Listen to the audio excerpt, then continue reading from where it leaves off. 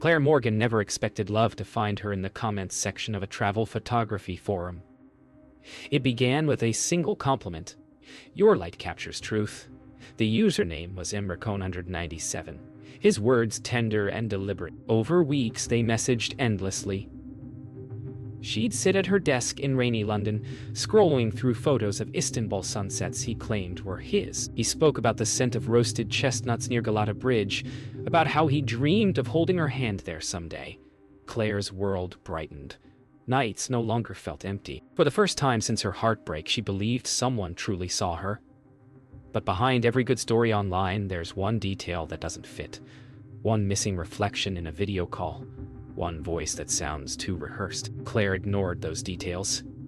After all, love feels real. Until the day it asks you to prove it. Days turned into weeks, and their digital bond deepened. Emre's words painted warmth across Claire's cold city life. He sent her morning greetings from Istanbul cafes, voice notes describing seagulls by the Bosphorus, laughter that made her forget how long she'd been alone. They talked about photography, about how beauty hides in imperfection. Each night she imagined his face beside hers, though he always found reasons to keep the camera off. Bad Wi-Fi. He'd joke. Still, she believed him. She told her sister she'd found the one. Love, she thought, didn't need proof when it felt this real. But trust built on pixels is like smoke, easy to hold, impossible to keep. By the third month, Imre knew everything about her. The scar on her wrist from a childhood fall, her fear of flying, the lullaby her mother used to hum. In return, he shared stories of his own. His grandmother's house by the sea, his dream to design a home for them in Cappadocia. Each message was a brick in the world he built for her. When he said, "I wish you were here," she felt it pulse like truth. Claire began keeping her phone close, even while brushing her teeth, terrified to miss his messages. She didn't see the red flags, only the colors of love he painted across her loneliness. Then came the first promise.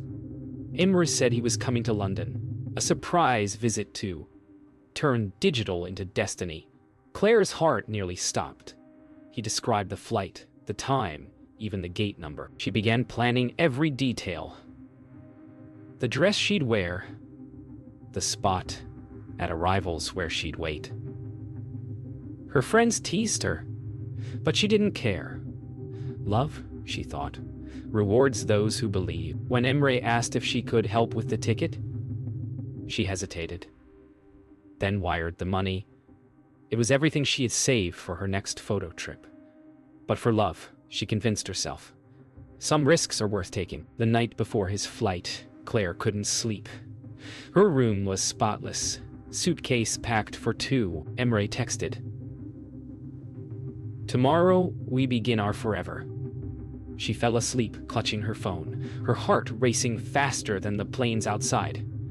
In another city, across the sea, someone else typed the same message, but not to her. As Heathrow prepared for the morning arrivals, fate had already changed course.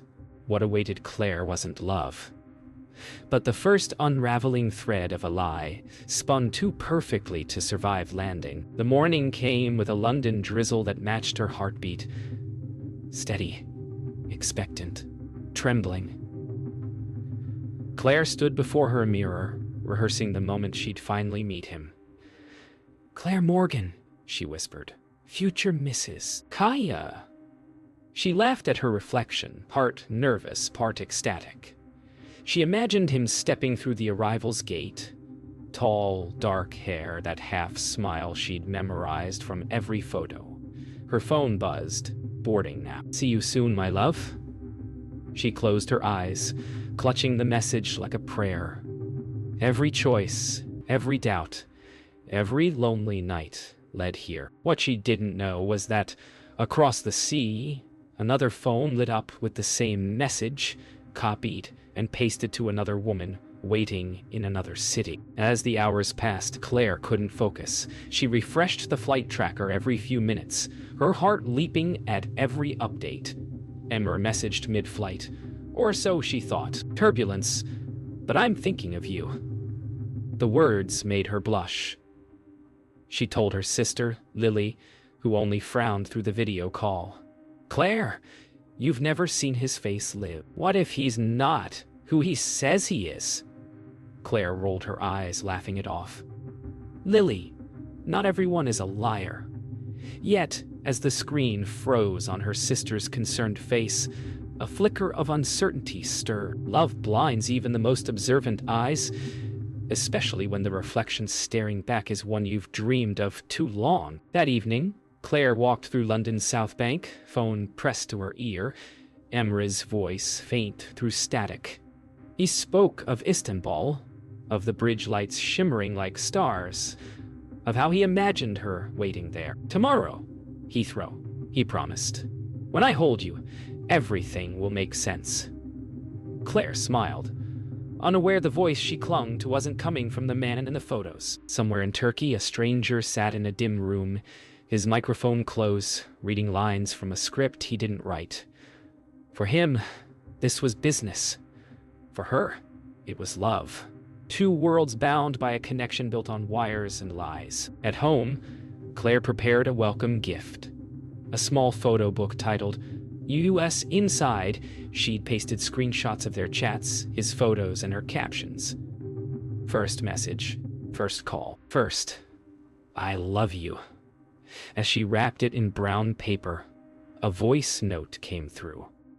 "Claire, my mother says she can't wait to meet you. She says you must be an angel." Her eyes welled up.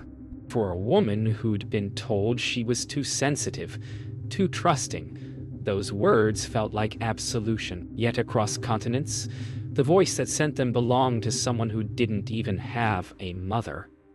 At least, not the one he spoke of. That night, she dreamt of the airport, of running into his arms, of cameras flashing, of laughter echoing across the terminal.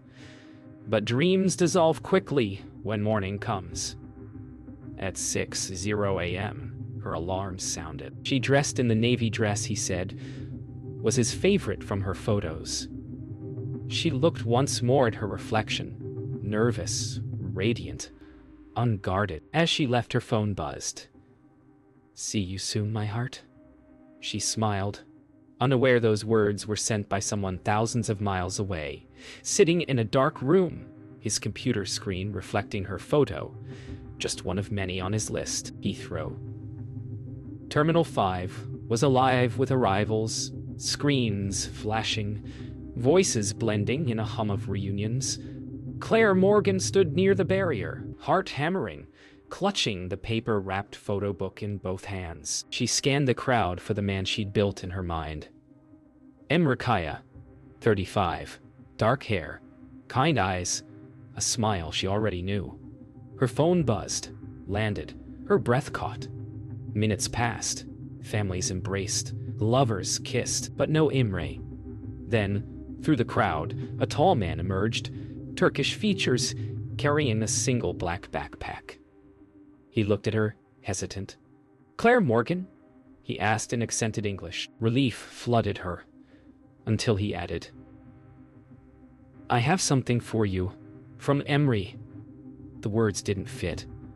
They didn't belong in the fairy tale she'd written. For a heartbeat, Claire didn't move.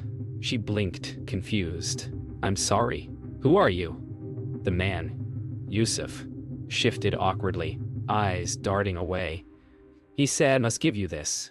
From his pocket, he pulled out a small, cracked phone. On the screen was a single message. "Forgive me, Claire. He made me do this." Her hands trembled as she took it. Around her, the world blurred into silence.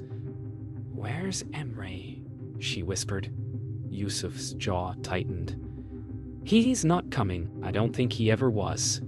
The sentence hit her like glass shattering inside her chest. The man she loved, the one she trusted, was gone before Head ever arrived. She took the phone, thumb hovering over the message, heart screaming for logic to rewrite what she saw. Yusuf spoke quietly, guilt in his eyes. "He paid me to bring this, said you would understand." Claire's knees weakened. She dropped onto a nearby bench. "Understand what?" she choked. Yusuf looked at her, voice trembling. That he isn't real. The truth settled heavy between them. Claire scrolled through the phone. Chat logs, photos, all identical to hers. Dozens of women. Same words, same love, same lies. The man she'd waited 2 years for was a phantom made of stolen pixels. Somewhere, someone had been orchestrating every heartbeat of her hope. Security guards noticed her distress, offering water and calling for assistance. She barely registered their words. Yusuf sat beside her, head in his hands. I never met him, he muttered. He found me online, said I could make easy money. I didn't know he was lying to you. Claire turned toward him, hollow-eyed. What's his name? Yusuf hesitated. He never gave it. He called himself Kai Online. The realization twisted deeper. Her Emra wasn't even a person, just a username, a voice, a predator behind a screen. Everything she'd believed had been orchestrated by someone who knew exactly how to speak to her heart. An officer arrived, guiding her to a quiet room away from the terminal chaos. As the door closed, Claire clutched the photo book. Her symbol of love turned into evidence. On the table, the cracked phone buzzed again. Another message, same number. Delete everything. Forget me. She stared at it, rage and heartbreak colliding. For the first time, she felt something stronger than grief. Resolve. No, she whispered. I want to know who he is. The officer nodded. Then we start with what you have. And as Claire handed over the phone, the game of unmasking the invisible man began. Detective Hannah Lawson had seen her share of heartbreak, but this case felt personal. She watched Claire across the table, fragile yet defiant, the kind of pain that turns victims into survivors. The cracked phone lay between them, glowing with ghosts of conversations. He used a Turkish ship, several aliases, Lawson explained, scrolling through messages. You're not his first. Claire's hands trembled. So, there are others. Lawson nodded. Many. The detective had worked romance fraud before. But this was meticulous, emotionally engineered. Each message, each promise, designed to create devotion. Claire whispered, I gave him everything. Lawson's gaze softened. Then let's make sure he pays for it. Over the next days, Claire's apartment became a crime scene of memories. Investigators combed through her laptop, tracing every message, every file. Emre Kaya had spoken to at least 12 women, all from different countries, all with identical words of love. Each had sent money, each had believed in the same Turkish dream. Claire sat quietly, as Lawson's team printed screenshots, page after page of affection, weaponized. He knows psychology, Lawson muttered. He doesn't scam wallets first. He scams hearts. Claire looked at the faces on the wall. Women just like her. He stole our stories, she said. Lawson nodded. Now, we steal his mask. Through cyber forensics, Lawson traced the digital breadcrumbs to Istanbul, an abandoned warehouse once used as an internet cafe. Inside the dark web logs, the name Kaya Online appeared repeatedly, linked to hundreds of emotional transactions. But the real break came when Yusuf, now guilt-ridden, returned to the station. He contacted me again. He confessed, handing over his old SIM card. He wants me to deliver another message to someone else. Lawson's eyes lit with determination. Good, she said. This time we'll be listening. Claire watched from the hallway, her hands clenched. For the first time, the predator was no longer invisible. That night, Claire replayed old voice notes from Emery, the way he said her name, the pauses between his words. Suddenly, they sounded mechanical. She opened her photo book, tracing each printed message with her finger. Was any of it real? She whispered. She didn't notice the email that arrived moments later. Claire, I never meant to hurt you. He made me do it. The same phrasing Yusuf had read. The same manipulation. She felt the old pull of wanting to believe, but this time she didn't respond. Instead, she forwarded it to Lawson. For the first time, she chose truth over closure. The next morning, Lawson called with news. "We've traced him," she said. "He's been using the identity of a real man. An architect named Emre Kaya, living in Istanbul. The real Emre has no idea." Claire's breath hitched. "So he exists?" "Yes," Lawson replied. "But he's not the one who hurt you."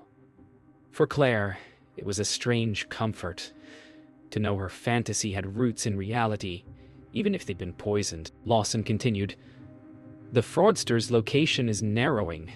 With the Turkish authorities, we'll get him."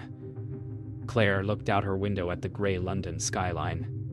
"Then let's finish it," she said softly. Her voice, for the first time, didn't shake. 2 weeks later, Claire found herself on a flight to Istanbul beside Detective Lawson. The hum of the engines matched the storm inside her chest. Fear, curiosity, unfinished pain. Through the oval window, the city appeared like a constellation of memories she didn't own. Lawson briefed her calmly. "We'll meet the real Emre Kaya tomorrow. He's agreed to help." Claire stared at her reflection in the window, seeing two versions of herself. The woman who believed, and the one learning to forgive herself for believing. She whispered, "I need to see him. Just once." Lawson nodded, eyes soft but guarded. "Closure isn't always kind," she said.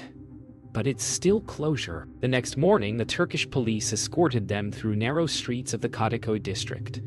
The air smelled of rain and coffee. When Emre Kaya opened his apartment door, Claire froze. He looked exactly like the photos. Tall, olive-skinned, mid-30s, gentle eyes, dark hair flecked with gray. But his confusion was real. "You've seen my pictures before?" he asked softly, switching to English. Lawson explained the fraud. His expression darkened, shame mixed with sorrow. "They stole my name, my life." Claire swallowed hard. "They stole more than that," she whispered. For a moment, they just looked at each other.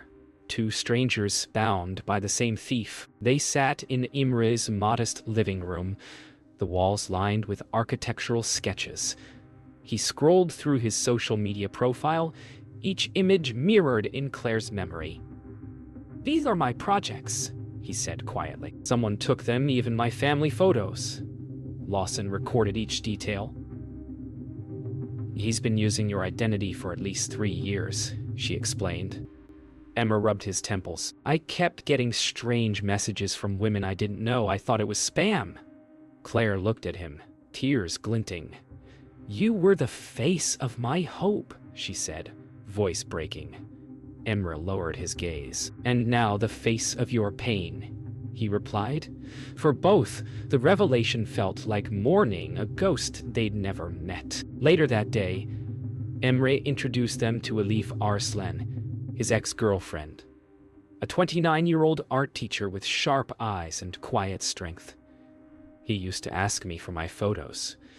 My friend's photos," she told Lawson. "When we broke up, I noticed strange accounts tagging me." Elif opened her phone, revealing a message thread with the same scammer using Emra's picture. Lawson leaned forward. "He targeted women connected to your profiles. Efficient, personal." Claire's stomach twisted. The scammer hadn't just stolen images. He'd stolen lives orbiting around love. Elif met Claire's gaze gently. "You're not foolish," she said. "He's skilled. He makes you see what you need to see." By nightfall, the investigation shifted. With help from Turkish authorities, Lawson traced the scammer's digital footprint to a rented server in Izmir. The same name appeared again, Kaya Online. "We're closing in," Lawson said. Claire stood on Imre's balcony, overlooking the Bosphorus, wind tugging at her hair. "You know," she said quietly, "now I'm here because of him." Emre joined her, looking out at the same view. "Maybe this is how truth begins, where the dream ends.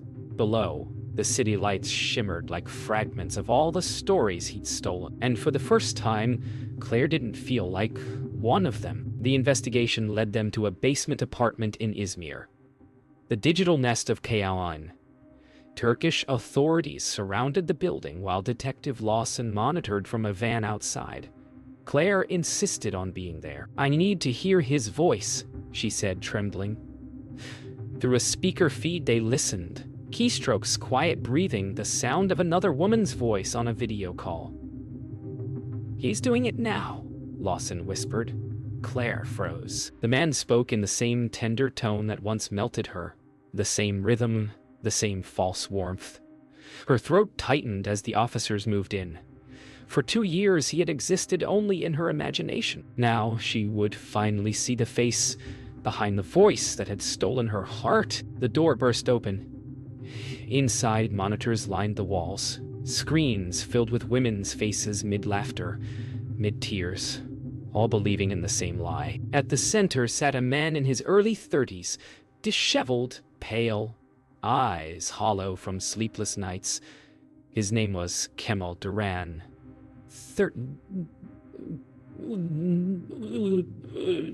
No charm, no warmth. "Calculation! Hands up!" shouted the officer. He didn't resist. Claire stepped inside behind them, her pulse loud in her ears. Kemal glanced at her, recognition flickering. "Claire," he said softly, her name spilling like an old habit. She staggered back, her breath catching. The voice matched perfectly. The voice that once promised her forever. It was the sound of every illusion she'd loved. In the interrogation room, Kemal sat shackled, smirking faintly. "They wanted love," he said in Turkish, translated by an officer. "I gave them a story." Lawson leaned forward. "You ruined lives for profit," he shrugged. "They sent money. I didn't ask for hearts. They offered them." Claire, watching from behind the glass, felt a wave of nausea. "Does he even know what love is?" she whispered. Lawson's reply was calm, but sharp. "He knows its price." When Kemal finally looked toward the mirror, his eyes locked on Claire's reflection.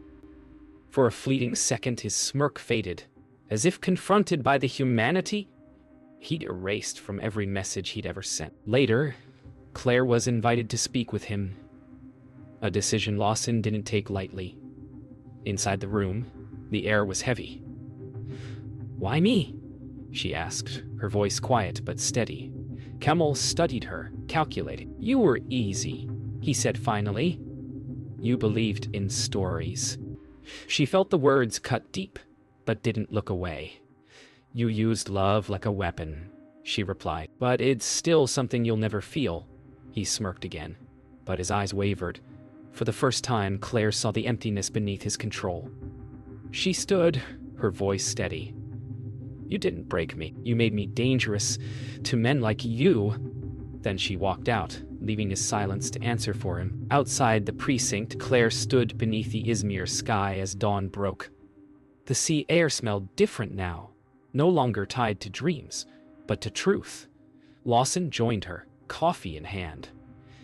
"You did well," she said. "Not many face their ghosts." Claire nodded slowly. "He doesn't get to own my story anymore." Lawson smiled faintly. "Then write your own ending." As the first ferry horn echoed across the water, Claire looked east, where the sun burned gold over the horizon. Love had been her weakness. Now it was her weapon, and her way home. 6 months later, London looked different. Or maybe Claire did. The same streets where she once walked with her phone pressed to her chest now felt lighter, freer. She no longer searched for messages that never came. Instead, she'd begun photographing reunions at Heathrow. Real people meeting real faces. She called the project Arrival, the Faces of Truth. Each click of her camera was a reclaiming, each photo a quiet victory over the lie that broke her. When strangers asked about the story behind the lens, she smiled gently. "It's about love," she'd say, "and what it teaches us. even when it lies. Her story had spread quietly online after the trial. Kemal Duran was sentenced to 8 years for fraud and emotional coercion. But Claire wasn't interested in revenge, she wanted awareness. With Detective Lawson's support, she began collaborating with a cyber safety organization, creating a campaign for digital fraud victims. She spoke softly but powerfully at events, her voice steady where it once trembled. "We don't fall because we're weak," she told them. "We fall because we still believe in good, and that's something worth keeping." Each time she shared her story, she watched hope flicker in the eyes of others still trapped in their own illusions. In Istanbul, the real Emre Kaya reopened his social media accounts under his true name, this time with one clear post: "Identity restored to those who suffered in my name. I'm sorry." Claire saw it one night, months later, and sent a quiet message. "No apology needed. You were part of my healing," he replied. "Maybe one day, you'll let me show you the real Istanbul." She smiled but didn't answer right away. Not out of fear, out of peace. For the first time, the city in her mind wasn't tied to a lie. It was simply a place she might visit someday for herself. Back in London, Claire met with other survivors, women who, like her, had believed in digital ghosts. Over tea and quiet laughter, they shared stories of what they'd lost and what they'd found in themselves. "We're not victims," Claire told them. "We're witnesses to our own strength." She looked around the table, seeing courage reflected back in every face. The lie had taken her voice once. Now it was her anchor. The world she rebuilt wasn't softer. It was sharper, wiser, and more human. Love hadn't left her. It had evolved. One crisp autumn morning, Claire returned to Heathrow, not to wait, but to watch. She lifted her camera as a man embraced his daughter, tears mixing with laughter. She smiled behind the lens, capturing love in its truest form, unfiltered, unpromised, real. In the reflection of the glass wall, she saw herself, whole, alive, free. The voice of the past no longer haunted her. She whispered, "Goodbye, Emre," and took one final shot. The shutter clicked, echoing softly, a heartbeat closing the story that once defined her. And in that single frame, love finally told the truth.